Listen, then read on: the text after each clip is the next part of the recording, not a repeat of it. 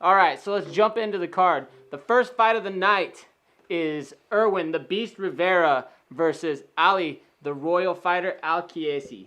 This is at 135 pounds. Irwin Rivera, he's coming out of Mexico. He's 9-5 overall. He's 31 years old. He's 5 feet 6 inches tall, and he's 0-1 in the UFC with the loss to Giga Chikadze. But he did go up to fight up a weight class, and it was on 24 hours notice in that fight. Yep. So that is notable. He's fighting Ali Alqaisi, who is fighting out of Jordan. He's 8-3. He's 29 years old. He's 5 feet 8 inches tall, and he's making his UFC debut. Tell me what you think about these guys. This is going to be a fun fight for me. Yeah. I think, we're starting the card off with a bang right here. We saw Rivera versus the Chikadze fight that you were just talking about.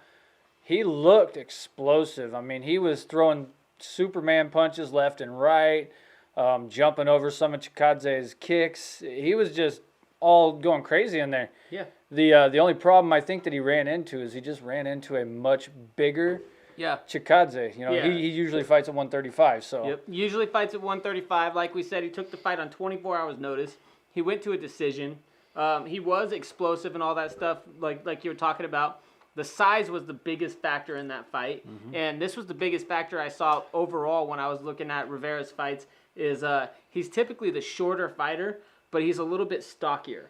On his profile, it says 5 feet 6 inches tall. I kind of question that just because of the way he looks standing next to the other fighters.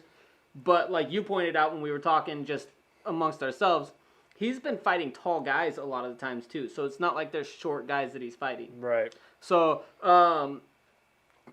talking about him, it's a little bit different as far as what is his real body structure like. We'll see. He'll be up against some real 135 pounders. But he is the former Titan FC 135 pound champion. He has 5 knockouts to his record, and he has 3 decisions and 1 submission. So he's well versed. He's got a lot of experience. This Alqaisi guy, though, man, I get excited when I watch him fight. He is a bull, man. Yeah. So Alqaisi's he's kind of a weird one. He likes to go for the guillotine a lot. And he gets it from standing in the clinch, which is crazy. And he's just got such a strong grip that when he gets you, you're not getting out. Yeah, so his, that's his game. He's going to get in, he's going to tie up with you, and he's going to use, that strength that we talked about, because he is super strong. And he'll grab a hold of your head, and he's just going to hold on to it and squeeze and try to pop that thing right off. Yep. And he squeezes so tight. But it is his UFC debut, so that is important. We've talked about the octagon jitters and stuff like that, how those debuts can affect you. And, so that could play a factor into it. But he is currently on a 5-fight win streak. So he's on a 5-fight win streak. He has 4 submissions. Most of those are by guillotine. He has 3 decision wins.